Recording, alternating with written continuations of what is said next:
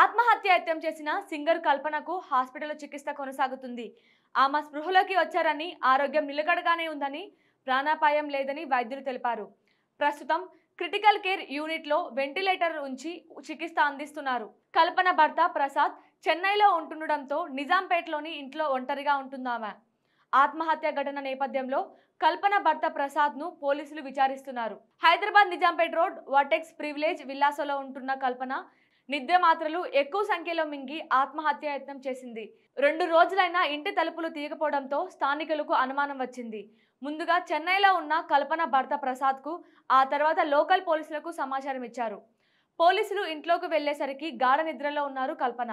అపస్మారక స్థితిలో ఉన్న ఆమెను వీల్ చైర్లో ఆసుపత్రికి తరలించారు. టాలీవుడ్ లో అత్యంత పాపులర్ సింగర్లలో కల్పన ఒకరు. మధురమైన గాత్రంతో ఎన్నో సూపర్ హిట్ సాంగ్స్ పాడి శ్రోతలను మైమర్పించింది. రీసెంట్ గా ఓ ఈవెంట్ లో కూడా పాల్గొన్నారు. ఆల్ ఆఫ్ సడన్ గా కల్పన ఎందుకు సూసైడ్ అటెంప్ట్ చేసిందన్నది మిస్టరీగా మారింది. ఇక కల్పన సూసైడ్ అటెంప్ట్ చేసిందన్న సమాచారంతో తోటి సింగర్స్ ఒక్కొక్కరుగా హాస్పిటల్ కు చేరుకున్నారు. వ్యక్తిగత ఇబ్బందుల ఇక ఏవైనా కారణాలున్నాయా? కల్పన హైదరాబాద్ లో ఉంటుంటే భర్త ప్రసాద్ చెన్నైలో ఎందుకు ఉంటున్నారు? 2 రోజులుగా అసలు కల్పనకు ప్రసాద్ ఫోన్ ఎందుకు చేయలేదు? స్థానికులు సమాచారం ఇచ్చేదాకా భర్తకు తెలియకుండా ఉంటుందా? ఇలా ఎన్నో ప్రశ్నలకు సమాధానం తెలియాల్సి ఉంది. మరెన్నో ఇలాంటి ఇన్ఫర్మేటివ్ వీడియోస్ కోసం మన సిగ్నల్ టీవీని సబ్స్క్రైబ్ చేసుకోండి.